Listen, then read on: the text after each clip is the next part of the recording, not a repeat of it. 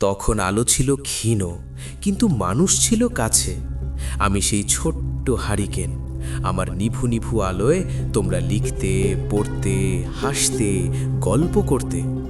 আমার চারপাশে ছিল উষ্ণতা, একসাথে থাকার মিষ্টি শান্তি, ভালোবাসার অনাবিল বন্ধন।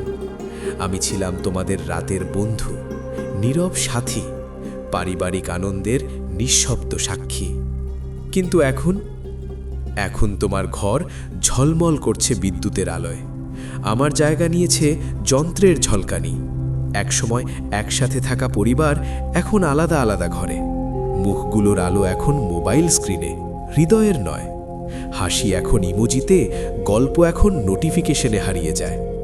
আমি শুধু দাঁড়িয়ে দেখি, আলো বেড়েছে কিন্তু উষ্ণতা হারিয়েছে। আলোর নয়, হৃদয়ের উষ্ণতা ফিরিয়ে আনো। একসাথে বসো, কথা বলো, ভালোবাসো।